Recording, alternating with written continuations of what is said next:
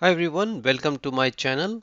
In today's video, we will learn how to merge two Excel sheets using Power Query, especially when one of the sheets has multiple values for the same key. For example, an employee is linked to multiple departments. In this example, we have employees sheet and it contains employee ID and name. The departments sheet contains employee ID and department where some employees have multiple departments. Now to merge both the sheets, go to the employee sheet, select the data and press Ctrl T to create a table. Click OK. Now go to the data tab and select from table range in get and transform data group. Now Power Query editor will open. Now rename this query to employees. Close the window. Now repeat the same for the department sheets.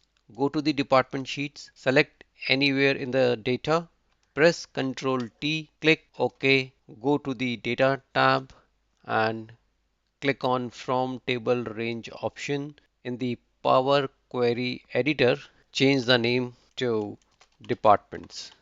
Now to merge both tables in Power Query Editor, go to the Home tab, click Merge Queries option and choose Merge Queries as New. In the Merge dialog box, select first table as Employees, second table as Departments. Select the Employee ID column in both tables. Choose Left Outer Join to keep all records from employees. Now click OK. You will now see a new column containing the nested tables. Now click the small expand icon on the right side of the new column and select only the department column. Uncheck use original column name as prefix.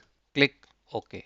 Now you will see multiple rows for employees who have more than one department. Now click close and load option and a new table will be created with employee ID, name and corresponding departments. If you found this video helpful, don't forget to like, share and subscribe to my channel. Thanks for watching.